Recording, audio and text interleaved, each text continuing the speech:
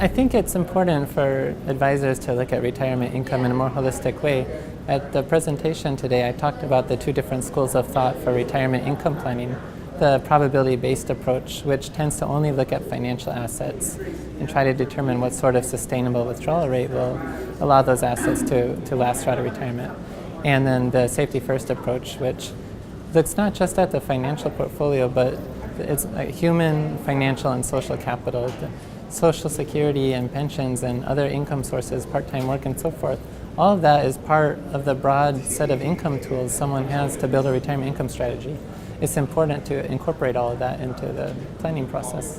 When you talk about the safe withdrawal rate for a client, there's a lot of factors that are important. The general idea of it's based on a 30-year retirement.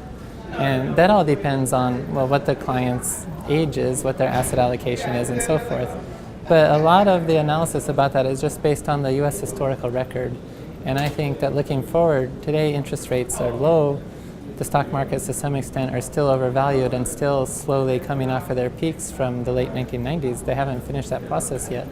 So looking forward from today, I worry that 4%, trying to calculate how likely is 4% to work, is something more like 50-50, the odds of flipping a coin.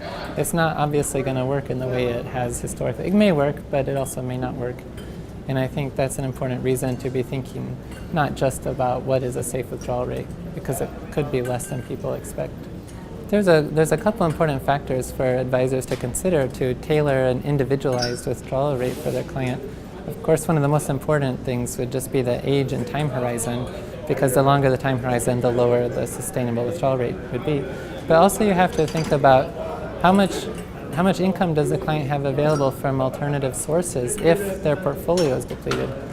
A client with a pension and a big Social Security benefit and so forth may be able to weather the experience of depleting their financial assets. And so in that case, may be more interested to use a higher withdrawal rate to enjoy the early part of their retirement more. And so that's important, as well as just how does the client feel about the question of outliving their assets.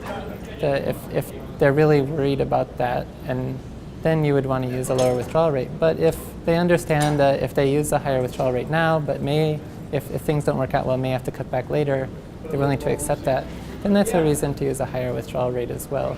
And to calibrate the time horizon with some kind of acceptable probability of failure allows you to then, and also the appropriate asset allocation for the client, lets you kind of put things together and figure out what the appropriate withdrawal rate would be for them.